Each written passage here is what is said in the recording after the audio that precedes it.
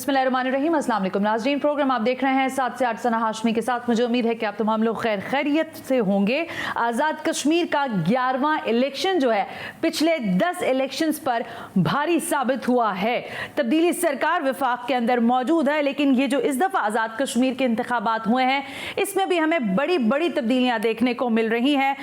एक तरह से कहा जा सकता है शायद कि आज़ाद कश्मीर के ऐसे इंतखाबात माजी में देखने को नहीं मिले हैं। इसकी वजूहात कई हैं, आज हम इस पर तबसरा भी लेंगे, तज्जिया भी लेंगे, लेकिन शायद कहने वाले ये भी कह रहे हैं कि ये इंतखाबात भी बड़ी हद तक फैसला कर सकते हैं 2023 के हवाले से, और इसीलिए तमाम तर चीज़ों को मोबिलाइज किया गया। लेकिन आज के इस इलेक्शन में एक मरतबा फिर रिवायती तौर पर धांधली की आवाज़ें हमें आना शुरू हो गई थी। जैसे ही पोलिंग स्टार्ट हुई है तकरीबन 8 बजे सुबह के वक्त और 5 बजे तक लगातार पोलिंग का अमल जो है वो जारी रहा। GTV नेटवर्क लम्हा बलम्हा आपको आगाह भी करता रहा। लेकिन इस सब के दौरान जो खबरें आई हैं, अभी कराची से खबर जो मौसूल हो रही थी, ये जो लिखा हुआ आ रहा है बच्चे ना देखें, अफसोस का मकाम यह है कि इलेक्शन कमीशन के अहकामात के बावजूद, आज़ाद कश्मीर इलेक्शन कमीशन के हवाले से तो हम बात करेंगे आज, लेकिन अहकामात मौजूद होने के बावजूद असलहे के साथ कैसे पहुंच रहे थे सियासी कारकुनान पोलिंग बूथ्स के बाहर या अंदर, ये बड़ी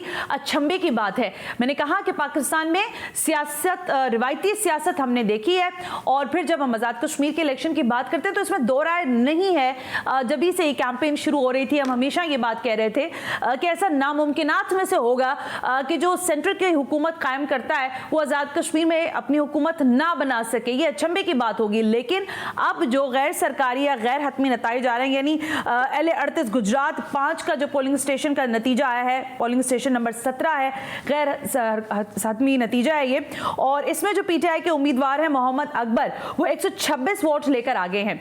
जमात इस्लामी के उमर सिद्दीक जो है वो 49 वोट के साथ हैं, और मुस्लिम लीग नून के ज़ीशान अली ने इस जगह से 14 वोट हासिल किए हैं। बहुत सारे हलकों के रिजल्ट्स आना बाकी हैं, लेकिन कहने का मकसद यह है कि जो बात कही जा रही थी शायद कि बड़ा सेटबैक हो जाएगा, तो ऐसा कुछ हुआ नहीं है। इंपॉर्टेंट शख्सियात हैं जिनको आज हमने जहमत दी है, और ज़रा आज़ाद कश्मीर के इलेक्शन का अहाता किया जाएगा हमारे तज्जियाकारों की रोशनी में कि वो इस दफ़ा के आज़ाद कश्मीर के इलेक्शंस को कितना मुनफरिद देख रहे हैं। सवाल बार बार ये भी किया जा रहा था कि ज़रा पूछें कि खूनी तसादुम जो हुआ है, जो लोगों की जानें गई हैं, ये तो रिवायती इलेक्शन की निशानियां हैं, लेकिन आज़ाद कश्मीर में ऐसा कभी नहीं हुआ, लेकिन इस बार हो रहा है।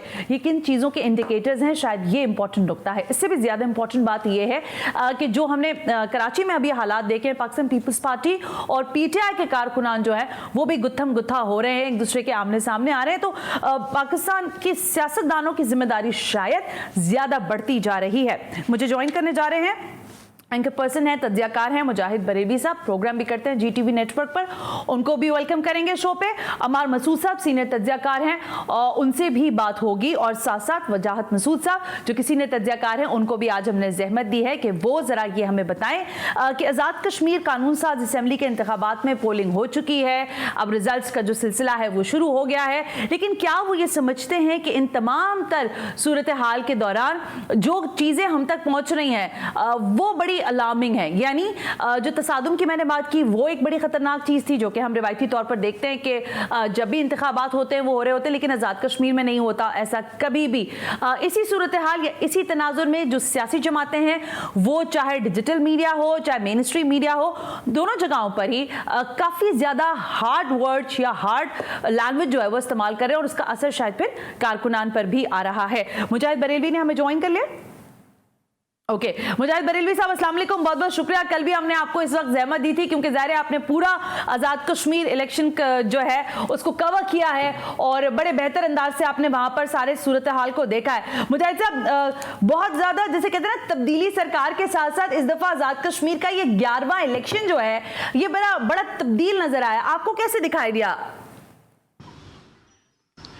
तो सना आपको भी इल्म है कि जो हम थोड़ा सा इसलिए नहीं कहता कि किसी को वो तंग करूं कि कराची लाहौर में बैठकर आप कितना भी तज्जिया करें। तज्जिया आपका जरूरी है, मैं यही जानना चाह रही थी कि आप कैसे देखा आपने। आप कह रहे हैं ना कि किसी को ना कहा जाए कुछ भी, लेकिन बहुत कुछ शायद कहने के लिए अब सवालात उठना शुरू हो जाएंगे क्योंकि इंतखाबी अमल तो हो गया है, फिर आज़ाद कश्मीर इलेक्शन कमीशन जो है उसके ऊपर भी बड़े सवालात उठ रहे हैं। मुजाहिद साहब सना कल भी आपसे ये बात हुई थी कि ये रवायत रही है, और ये सवाल मैंने बिलावल भुट्टो जरदारी साहब से भी किया था। आपको याद है कि इलेक्शन के आखिरी दिन जब मेरा इंटरव्यू हुआ था कि आप ये कह रहे हैं कि धांधली हुई है, आप ये कह रहे हैं कि जनाब हम इलेक्शन कबूल नहीं करेंगे। तो 2008 में जब आपकी हुकूमत थी इस्लामाबाद में, तो आप कश्मीर में भी थी।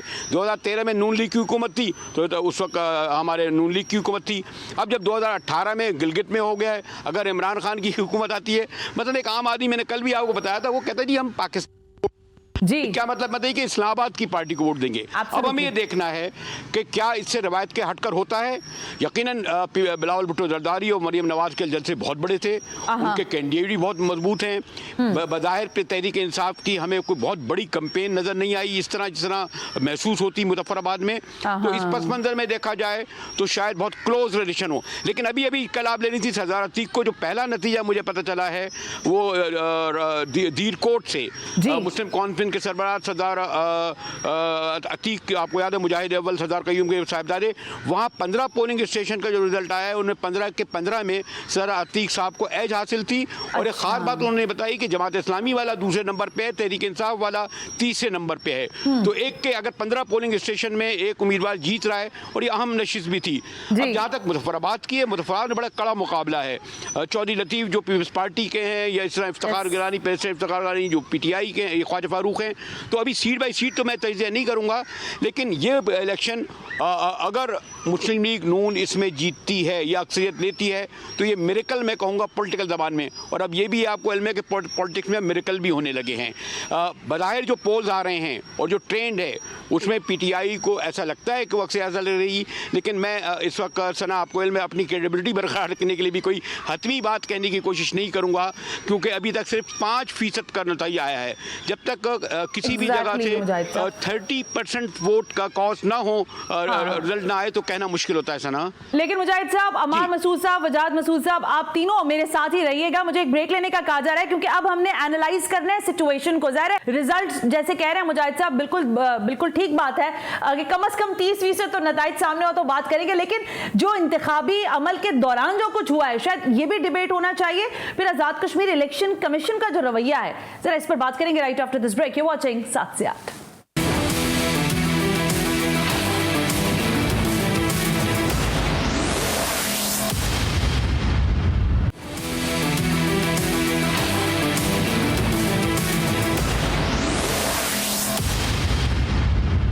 Welcome back. हम थे ब्रेक पर, और ब्रेक पे जाने से पहले मैंने आपसे कहा कि इंपॉर्टेंट शख्सियात हैं जो मेरे साथ इस वक्त मौजूद हैं। वजाद मसूद तज्जियाकार हैं, अमार मसूद साहब आप भी सीनियर तज्जियाकार हैं, मुजाहिद बरेलवी साहब भी मौजूद हैं हमारे साथ। तो तीनों की मौजूदगी का भरपूर फायदा उठाते हैं और आज जरा बात कर लेते हैं आजाद कश्मीर के जो हालिया इंतखाबात हुए इसके नताइज के आने का सिलसिला जारी है, लेकिन इंतखाबी अमल कैसा रहा।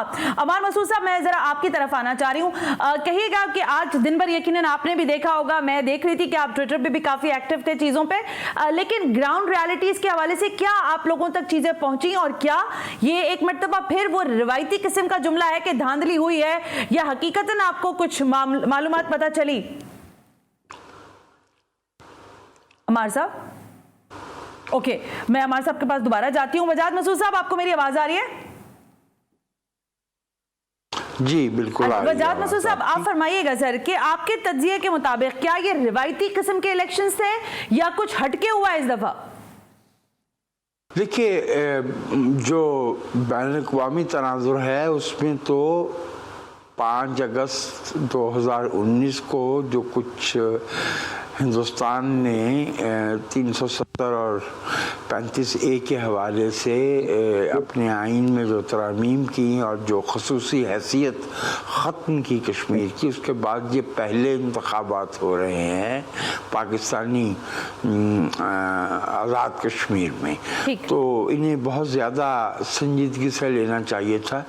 लेकिन मेरा अपना ये ख्याल है कि इसको बिल्कुल एक रवायती मशक़ के तौर पे लिया गया है। वोटर्स की तरफ से भी, लीडरशिप की तरफ से भी लबो लहजा भी गिरावट का शिकार रहा, और हथकंडे भी जो है, जो मुझे बार बार जब मैं जो कुछ हो रहा था वो चीज़ें देख रहा था, तो साबिक जो वज़ीर इत्तलात हैं और अब सेनेटर हैं सिर्फ शिबली फराज साहब, उन्होंने एक ज़िमनी इंतखाब, गिलगित बल्तिस्तान के इंतखाबात थे या कोई गिलगित या कोई ज़िमनी इंतखाब था। उन्होंने कहा था जी हम शरीफ नहीं खेल सकते, कम वक्त में वी वांट टू विन। तो मालूम होता है कि हुक्मरान जमात ने अगर ये रवैया अपना लिया है जी तो वो आज भी जाएंगे, क्योंकि बहुत एक पुराना मामला हमारे इंतखाबात के हवाले से रहा है कि फतह इंग्लिश की होती है, कदम जर्मन के बढ़ते हैं, वो और किसी और को पड़ता है, नतीजा किसी और के अच्छा कहा, अच्छा कहा वजाहत साहब। यानी कि जो रिवायती तौर पे होता है वही हो रहा है। अमर साहब भी मुस्कुरा रहे थे आपकी बात पर, जरा आप ही की बात की कंटिन्यूएशन में उनसे भी मैं सवाल कर लूं। अमर साहब, हर इंतखाबी मुहिम में हमने ये देखा कि हिंदुस्तान के नाम के साथ नथी किया गया सियासी जमातों ने अपने एक दूसरे के मुखालिफिन को, यानी सब गद्दार भी हैं, सब मोदी के यार भी हैं, और ये तीनों जानिब से होता रहा। आप समझते हैं कि ये एक रिवायती तरीक़ेकार है या फिर कश्मीर कॉज को इससे बराह रास्त नुकसान पहुंचेगा? गो के ये आज़ाद कश्मीर इलेक्शन के हवाले से बात हो रही थी, लेकिन इसके रोड मैप के हवाले से किसी के पास कोई कंसेंसस नहीं था सर। मैं ये समझता हूँ कि किसी भी सिविलियन को गद्दार कहना बहुत गलत बात है। ये मेरे ख्याल में किसी भी जमात को करना नहीं चाहिए। सनम, मेरी आवाज रिवर्ब हो रही है। ओके सर, मैं एडजस्ट करवाती हूँ। ये अमर साहब की आवाज प्लीज इसको फिक्स कीजिएगा। अच्छा, देखिए, जहाँ तक आपने धांधली के बारे में वजाहत भाई ने गुफ्तगू की, तो इस दफा कुछ ये हुआ है, हमारे यहाँ 1970 के बाद से जो इलेक्शन होते हैं उसमें अवाम के लिए पोलिंग का वक्त होता है सुबह 9 से 5 बजे तक, फिर 5 बजे से 9 बजे तक फरिश्ते वोट डालते हैं। बहुत दफा देखा है कि बहुत सारी ऐसी पार्टियां होती हैं जिनके जलसे खाली होते हैं, पोलिंग ऑफिसेस खाली होते हैं, कैंप्स खाली होते हैं, लेकिन उनके बक्से भरे हुए होते हैं। अभी इस इलेक्शन में एक चंद चीजें बड़ी ऑब्वियस सी सामने आई हैं। सबसे बड़ा केस जो धांधली का, और मैं मुजाहिद बरेलवी साहब की बात से बिल्कुल इत्तेफाक करता हूं कि अगर मुस्लिम लीग नून इन हालात में जीत गई तो ये बहुत बड़ा मौजज़ा होगा, और उसकी वजूहात मैं आपको बयान कर देता हूं। सबसे बड़ा केस हुआ ब्रिगेडियर नईम के हवाले से कि 1 अरब रुपए के हवाले से, और फिर उनको वहां से भेज भी दिया गया, और इस खबर की कोई तस्दीक नहीं कर सकता, लेकिन इसकी कुछ इस तरह तस्दीक होती है कि कुछ सहाफियों को ब्रिगेडियर साहब ने मैसेज किए थे और कहा था जी कि सरदार तनवीर इलियास की ये खबरें चलाया करें। सरदार तनवीर इलियास की भी एक वीडियो मौजूद है जिसमें वो कह रहे हैं कि इदारे हमारे साथ मौजूद हैं। दूसरी धांधली की बड़ी वजह एक गंडापुर साहब की एक वीडियो सामने आई जिसमें वो सरेआम पैसे तकसीम कर रहे हैं। तीसरा, इलेक्शन कमीशन के हुक्म के बावजूद जब उन्हें कश्मीर बदर कर दिया गया, उसके बावजूद ना सिर्फ वो जलसों से खिताब करते रहे, बल्कि वजीर आजम उनकी जो हैजान था और जो बदकलामी थी उसके ऊपर तबस्सुम भी फरमाते रहे। ट्रेडिशनली यही होता है कि जो हुक्मरान जमात होती है 2011 में देख लीजिए और 2016 में देख लीजिए कि वो ही कश्मीर में जीतती है। पिछली दफा PMLN ने 35 नशिस्तें ली थी। इस दफा PTI के हवाले से जो बात हो रही है, क्योंकि लोग तंग आए हुए हैं महंगाई से, वो बहुत मुश्किल पोजीशन इनकी लग रही है। अभी मेरे पास से LA-17 हवेली का रिजल्ट आया है, उसमें मुस्लिम लीग नून के उम्मीदवार जीत गए हैं, और ये वो रिजल्ट है जिसके सारे फॉर्म 45 मौजूद हैं।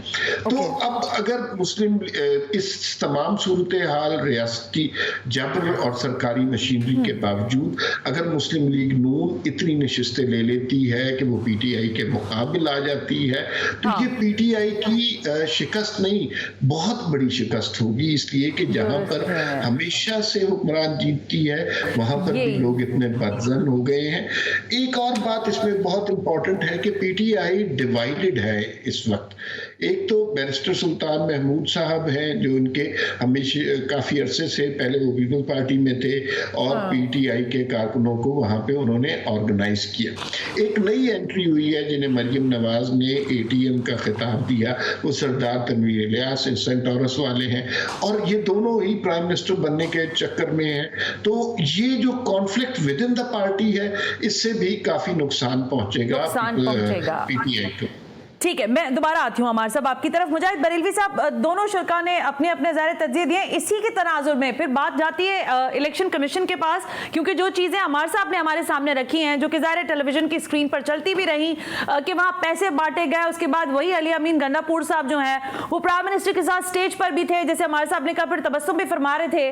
सो इलेक्शन कमीशन का इसमें किरदार कितना मुतनाज़ हुआ? क्योंकि वैसे तो हम इलेक्शन कमीशन ऑफ पाकिस्तान के हवाले से जब बात करते हैं तो बहुत ज़्यादा लकुनाज होते हैं, तो यहां पर भी वही रिवायत जो है बरकरार रखी है।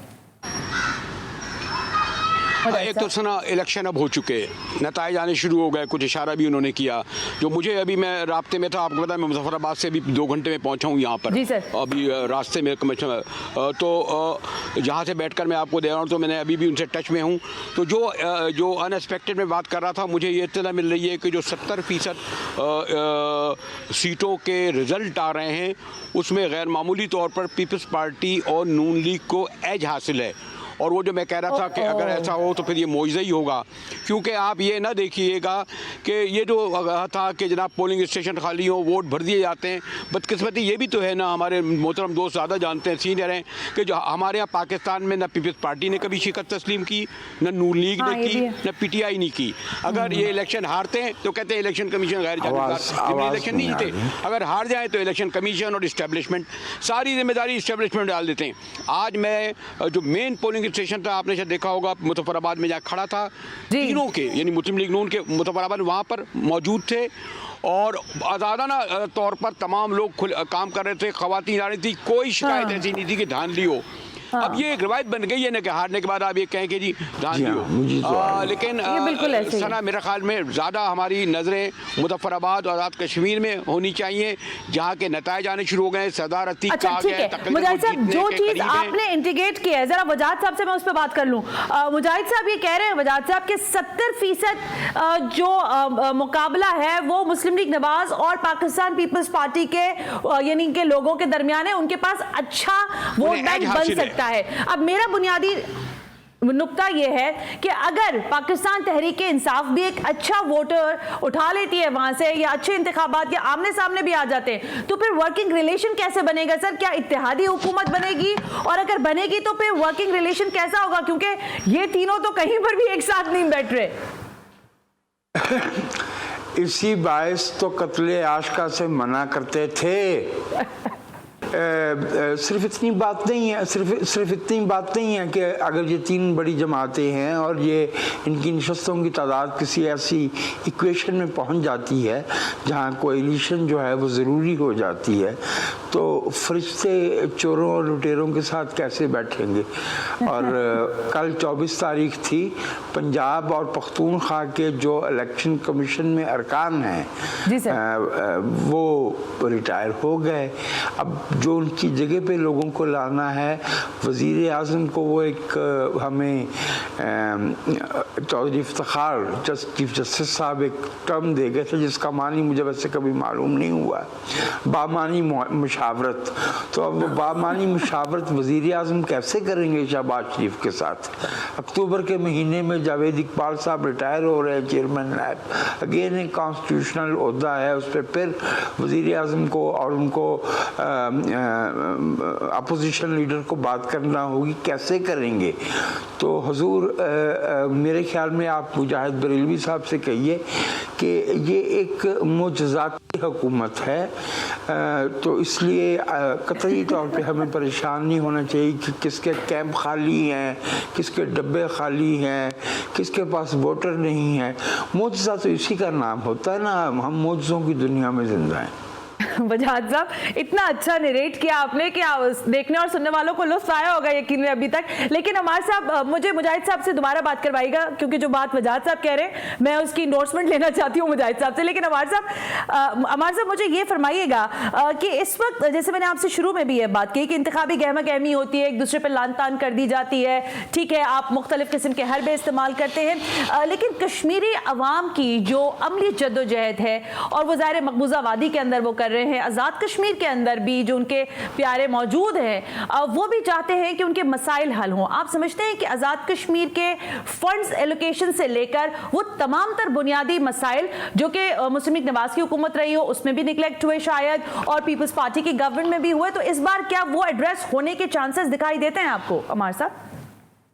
देखिए, ये एक अफसोसनाक पहलू ज़रूर है इस डिबेट का कि ये जो तीनों पार्टियों ने वहाँ पे कैंपेन की है, इमरान खान साहब ने बाकी दो जमातों पर कीचड़ उछाला, मरियम नवाज ने बड़ी सख्त तनकीद की इमरान खान पर, और बिलावल भुट्टो ने दोनों पे तनकीद की। यही बुनियादी तौर पर मेन लोग थे।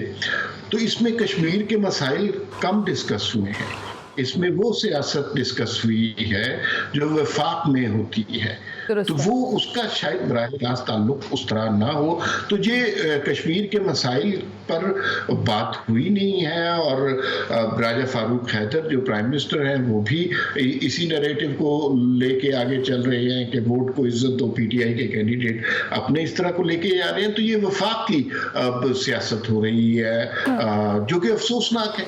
उनके अपने लोगों के अपने मसाइल वहाँ पर डिस्कस होने चाहिए, उसकी बुनियाद पर वोट होने चाहिए। लेकिन मैं आपको ये बताऊं कि मनाफरत इतनी बढ़ गई है, इतना इख्तलाफ राय शदीद हो गया है।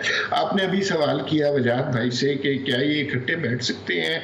अच्छा, देखिए, दुनिया में जहाँ पे भी इलेक्शन होता है, जो मुखालिफ पार्टियां होती हैं एक दूसरे के खिलाफ कैंपेन करती हैं, इल्जामात लगाती हैं, घटिया इल्जामात भी लगाती हैं, लेकिन जब इलेक्शन खत्म हो जाते हैं वो बातें सब दरगुजर हो जाती हैं। उसके बाद मिलकर काम करने का जज्बा पैदा होता है। वफाक में हमने पहली दफा देखा कि जो इलेक्शन से पहले 2018 के जुबान थी, लहजा था, वो आज तक जारी है। यानी वो जो कैंपेनिंग का मोड है वो अभी तक खत्म नहीं हुआ। तो ये बड़ी तकलीफ से बात है। इमरान खान साहब ने कोई जगह, कोई मौका ऐसा नहीं छोड़ा जहां पर ताउन के साथ बैठकर, अपोजिशन के साथ बैठकर बात हो सके और कोई लाए अमल निकाला जा सके जिसके मुताबिक आप मिल के काम कर सके। अमर साहब, मैं वापस आप दोनों की जानिब आऊंगी, लेकिन गैलप के सर्वे के हवाले से भी मैं आपका ओपिनियन लेना चाहती हूं कि बिलावल भुट्टो की मकबूलियत है, गैलप सर्वे के मुताबिक 49% है, शहबाज शरीफ 48% मकबूल हैं, जबकि मरियम नवाज की मकबूलियत 44% है। वजीर आजम इमरान खान साहब जो हैं उनकी मकबूलियत इस वक्त 67% बताई जा रही है, यानी टॉप पर हैं वो, 67% कहा जा रहा है। तो क्या इंतखाबी अमल से पहले इस तरह के सर्वेज भी क्या इन्फ्लुएंस करते हैं या नहीं करते, और क्या ये मकबूलियत का जो ग्राफ है क्या कारकर्दगी को रिलेट कर पा रहा है या नहीं? Right after this break, you watching 7 से 8।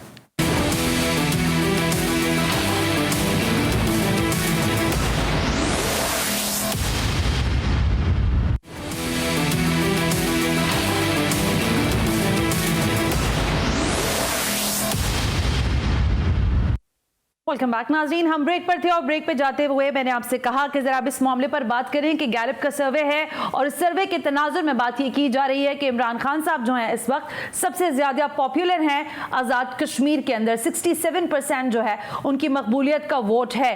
ज़रा मैं वजाहत मसूद साहब से बात करना चाहूँगी। वजाहत साहब, जब इस तरह के सर्वेज जो हैं वो ड्यूरिंग द इलेक्शन कैंपेन आ रहे होते हैं, तो क्या वो किसी भी तरह से असरअंदाज होते हैं उस कैंपेन पर या हो सकते हैं, और अगर ऐसा है तो फिर इन सर्वेस की क्या अहमियत है? दो निकात बहुत ब्रीफली मैं इस पे अर्ज करूंगा सना बीबी। जी सर। एक तो देखिए, जिस मुल्क में वोट काउंट ना करता हो उसमें सर्वे की क्या अहमियत होना है। तो सर्वे तो जो है वो जहाँ वोट जो है वो मैनिपुलेट हो सकता है, जहाँ आरटीएस बैठ जाता है, जहाँ एक सूबाई हल्के में कुछ हिस्सों में धुंध फैल जाती है, कुछ हिस्से जो है वो धुंध से खाली रहते हैं, तो वहाँ सर्वे ये तो बहुत सोफिस्टिकेटेड जगहों पे इस तरह की बातें हुआ करती हैं, और ख़ास तौर पे उन जगहों पे जहाँ पे लिटरेसी का लेवल जो है वो बहुत हाई हो। जहाँ तक इमरान खान साहब की मकबूलियत का ताल्लुक है, उन्हें तो मेरे भाई आप आलमे अरवाह में भी ले जाएं तो वो बहुत मकबूल है। तो इमरान खान साहब की मकबूलियत जो है वो उनके उम्मीदवारों की जो कामयाबी है उसमें ट्रांसलेट कैसे होती है, ये एक बिल्कुल अलग सवाल है। बिल्कुल इमरान खान साहब की जो जितनी आप जैसे मुझ जैसे सहाफ़ियों ने जो विजिबिलिटी उन्हें एक नेशनल असम्बली की सीट पे 12-13 बरस दिए रखी, उसके बाद जाहिर है उन्होंने मकबूल ही होना है ना। वो 1978 से जो है वो पाकिस्तान की टेलीविज़न स्क्रीन पे हैं, कभी वो गेंद पकड़ के और कभी कंटेनर पे चढ़ के, तो विजिबिलिटी बहुत मैटर करती है। और जितना प्रोपेगेंडा जो है, जितना जो है वो डिमोनाइजेशन इस मुल्क की जो है वो major stakeholder political parties और लीडर्स के बारे में जिस ज़बान में किया गया है, अभी आज मैंने गंडापुर साहब की फिर उन्होंने कहा है कि मैं अपनी बात पे कायम हूँ। और कौमी क़यादत आम तौर से ये होता है कि अगर कोई वज़ीर जो है वो फाल्ट लाइन जो है वो क्रॉस करे या रेड लाइन जो है वो क्रॉस करे अपनी गुफ्तगू में, तो जो आला क़यादत होती है वो ज़रा उसको कूल डाउन करती है, उसको कवर करने की कोशिश करती है, उन्हें कुछ कह देती है। लेकिन अल्हम्दुलिल्लाह इमरान खान साहब के यहाँ ऐसा कोई मामला नहीं पाया जाता। हो सकता है यही उनकी मकबूलियत की वजह हो। मैं ये आपसे अर्ज़ किए दूँ कि सर्वे जो है वो इंतखाबी नताइज पे इस मुल्क में असरअंदाज नहीं होते। ओके वजाद साहब, लेकिन वजाद साहब के सवाल लेके पहले मुजाहिद साहब के पास, फिर अमार मसूद साहब मैं आपके पास आऊंगी क्योंकि फिर हमें कंक्लूड भी करना होगा शो को। मुजाहिद बरेलवी साहब फरमा रहे थे वजाद मसूद साहब की मौजज़ाती गवर्नमेंट है और जो कुछ भी हो रहा है वो मौजज़ात पर मबनी है। क्या आपको भी लगता है कि ये मौजज़ा जिसका आप भी तस्करा कर रहे हैं कि 70% तक अगर हम कलेक्टिव वोट्स देखें पाकिस्तान मुस्लिम लीग नवाज और पीपल्स पार्टी के, तो ये मौजज़ा होगा, तो क्या ये मौजज़ा एक दूसरे के साथ इनको बैठाने के लिए होगा या फिर इसके लिए कुछ नया मौजज़ा होगा? मोइज़े के पीछे मैंने अवामिल भी तो बता दिए थे ना आपको। हाँ। 2008 में जब इस्लामाबाद ने पीस पार्टी जीती तो गिलगित बल्तिस्तान में कश्मीर में जीते। 2013 में नून लीग जीती तो गिलगित बल्तिस्तान में कश्मीर वो जीते। 2018 में ये आए तो गिलगित में ये जीते। हालांकि तहरीक इंसाफ वजूद नहीं था। लास्ट इलेक्शन में उनकी 2 नशिस्तें थी। अब पीपल्स पार्टी जो सबसे बड़ी पार्टी पंजाब की होती थी इनमें आ गई। क्या ये मौजज़ा नहीं है? और नून लीग जो है केपी से सफाया हो गया, ये मौजज़ा नहीं है कि उसका एक एमएनए नहीं जीता, ये मौजज़ा नहीं है। बलूचिस्तान का वो बाप आई और खा के चली गई नवाज शरीफ की 43 ने, जिससे मौजज़ा नहीं। तंजरानी का सदर बनना, चेयरमैन बनना तो मौजज़ा नहीं। तो बड़े मौजज़ाती मुल्क में रहते हैं मुजाहिद भाई, हम अहदे मौजज़ा में जिंदा हैं। मुजाहिद भाई, हम अहदे मौजज़ा में जिंदा हैं। मुजाहिद साहब कह रहे हैं कि हम अहदे मौजज़ा में रह रहे हैं। मुजाहिद साहब फरमा रहे हैं कि हम अहदे मौजज़ा में रहते हैं। नहीं, वजह ये मौजज़े इसलिए होते हैं कि जब पॉलिटिकल पार्टियां लिमिटेड कंपनियां बन जाएं, जब उनकी स्ट्रीट पावर जो है वो खत्म हो जाए, जब उनके लीडरान बीमारी के बाहर फरार हो जाएं, जब उनका लीडर जो है रेजिस्ट ना करें, जब जेलों से जाते हुए घबराएं, जेल जाएं तो अस्पतालों में जाके पढ़ रहे हैं, तो जब वो कौम मराद के आदी हो जाएं, जब इन्होंने बंगले और हवेलियां बनाएं, जब इन्होंने इन पे इल्जाम लगे तो चोरी पहले लगते थे बिदिन जो वली खां पे गद्दारी के, आइन तोड़ने के, सड़क पर मुजाहरा करने के, अब ज्यादातर केसेस अपोजिशन के हों या यही बनते हैं। तो फिर तो जब पॉलिटिकल, मैंने कहा ना इनकी सेंट्रल कमेटियां हैं, न इनके प्रोविंशियल क्वार्टर है, न इनकी कोई कभी कुछ कहना चाह रहे हैं। आप ये कह देंगे वो जनाब उन्होंने एस्टेब्लिशमेंट ने पार्टियों को खत्म कर दिया। एस्टेब्लिशमेंट अगर होती तो अवामी लीग को खत्म करती, जिन्होंने 10 लाख दिए। आपका नुक्ता आया है सर, आपका नुक्ता है, रेस किया वजाद साहब ने हाथ, इसलिए मैं उधर जा रही हूँ, वरना मुझे अमार साहब की तरफ जाना था। वजाद साहब 30 सेकंड है आपके पास क्योंकि अमार साहब का टाइम है। वजाद साहब फरमाइए। जी 40 बरस से हम मुजाहिद बरेलवी साहब की जमहूरियत पसंदी और नवाजी और उसके लिए कुर्बानियों के गवाह हैं। मुझे बहुत हैरत हो रही है कि जितनी बातें मुजाहिद भाई ने गिनवा दी सियासतदानों के बारे में, क्यों नहीं सवाल करते कि चलो एक तो बीमार है ना, 2012 से शुजा पाशा साहब इस मुल्क में क्यों नहीं है? इस मुल्क में जो है शौकत अजीज साहब जो 3.5 साल हुकूमत करते रहे वजीर आजम के तौर पे, जिस दिन वजीर आजम नहीं रहे वो चले गए। और जो कोठियाँ और बंगले बनाने की बातें हैं, जब किसी और के कोठियाँ बंगले और दूसरी चीज़ों का जिक्र होता है तो कौमी मुफाद आड़े आ जाता है। मुजाहिद भाई, हमें आपसे ये तवक्को है कि आप पाकिस्तान के लोगों के साथ जो है वो इंसाफ एक तरफा ना कहिए। बिल्कुल ठीक है वजाद साहब, मुझे पता है ये बहुत लॉन्ग डिबेट है एंड आई वुड लव कि हम इस पर जरा कंटिन्यूएशन में बात करें, लेकिन अमर साहब का टाइम किल हो गया। मैं बगैर सवाल के, अमर साहब दोनों हमारे सीनियर तज्जियाकारों की राय भी आपके सामने आ गई, आप इसको कैसे कंक्लूड करेंगे? सर्वेस के तनाजुर में, हुकूमती कारकर्दगी के तनाजुर में आजाद कश्मीर का इलेक्शन हो गया, नताइज सामने आ जाएंगे, क्या यहाँ पर कोलिशन गवर्नमेंट बनते हुए देख रहे हैं आप? मैंने दोनों लोगों की बात सुनी। अब वजाहत मसूद मुझे अजीज भी बहुत है और उनके इल्म दानिश का मैं कायल भी बहुत हूँ। बेशक सभी बात ये है कि हमारे साथ जो सलूक किया गया है सिविलियंस के साथ वो बड़ा तकलीफदेह है। आप चाहे उसको तस्लीम करें या ना करें, लेकिन जो अच्छे नुक्ते पे बात ख़त्म करनी चाहिए कि पाकिस्तान के अवाम में एक बेदारी आ रही है और उसकी वजह ये है कि मुझे यूँ लगता है कि 70 साल के सफ़र के बाद पहली दफ़ा वो स्टेज आ गई है यहाँ प्रॉब्लम आइडेंटिफिकेशन हो गई है। हमें अब कुछ अंदाज़ा होने लग गया है कि सियासतदानों की कबाहतें, सियासी पार्टियों की खामियां और फिर हुकूमतों का ना चलना, बैड गवर्नेंस, इसके पीछे कौन से अवामिल होते हैं, कौन इस तरह ब्लैकमेल करके सियासी पार्टियों को चला रहे होते हैं, कौन सियासतदानों पर हुक्मरान होते हैं, कौन असम्बली को अपनी उंगलियों पर नचा रहे होते हैं, कौन पार्लियामेंट का तमस्कुर उड़ा रहे होते हैं, किसके कब्जे में 1970 से अब तक मीडिया है और जिसके हुक्म की सरताबी के लिए सर्वसजूद रहता है। तो ये सारी बातें अब पाकिस्तान के अवाम को समझ आने लग गई हैं। ये बहुत अच्छी बात है। 50% काम हो गया अगर लोगों को प्रॉब्लम आइडेंटिफाई हो गया। और आगे आप देखिएगा कि एक खास किस्म की मज़ाहमत की सियासत और सामने आएगी जिसमें जमहूरियत की बेहतरी होगी, पाकिस्तान के अवाम की बेहतरी होगी, पार्लियामेंट की तौकीर होगी। और ये जरूर होना चाहिए। मैं समझता हूं कि जिस तरह इंसानी हुकूक किसी भी शख्स के लिए लाजिम है, इसी तरह जमहूरी हुकूक भी इंसानी हुकूक की तरह लाजिम है। किसी तरह ना इन पे समझौता करना चाहिए। हमें बहुत आदत हो गई है अपने जमहूरी हुकूक को गाली देने की, अपने कायदीन को बुरा बनाने की। अमर साहब, कतई कलामी की माफ़ी चाहूंगी, लेकिन वक्त बिल्कुल ख़त्म हो गया है। कोशिश और ख्वाहिश यही होती है कि आप लोग तबसरा और तज्जिया पूरी तरह से शामिल किया जाए, लेकिन आज के लिए वजाहत मसूद साहब, अमार मसूद साहब, मुजाहिद बरेलवी साहब, आप तीनों शुरा का बहुत शुक्रिया। आज के प्रोग्राम से सना हाशमी को इजाज़त दीजिए। अल्लाह हाफ़िज़।